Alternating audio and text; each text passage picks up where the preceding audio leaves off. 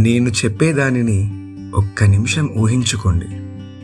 మీ bank అకౌంట్లో ప్రతిరోజు ఉదయం 86,400 రూపాయలు అంటే 86,400 రూపీస్ క్రెడిట్ అవుతున్నాయి అనుకుందాం. కానీ ఒక కండిషన్ ఉంది.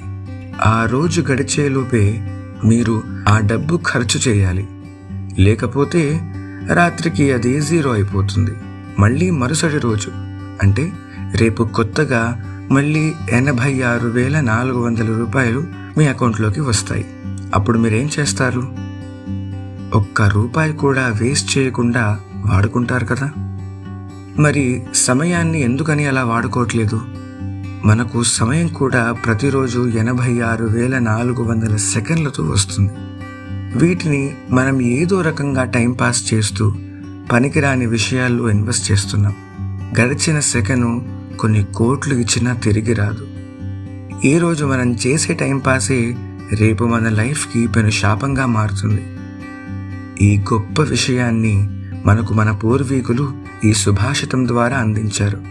క్షణశః కణశశ్చైవ విద్యామర్థంచ సాధయేత్, క్షణత్యాగే కుతో విద్య, కణత్యాగే కుతో ధనం. అంటే ప్రతి ఒక్క క్షణాన్ని వృధా చేయకుండా వినియోగిస్తూ విద్యను అభ్యసించాలి.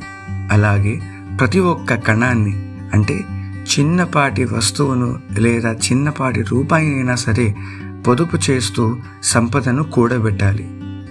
కాలాన్ని నిర్లక్ష్యం చేసేవాడికి విద్య అబ్బదు.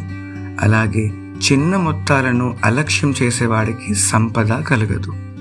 కాబట్టి సమయాన్ని వాడుకోవడం కాదు, సమయాన్ని పెట్టుబడిగా మార్చుకోవాలి.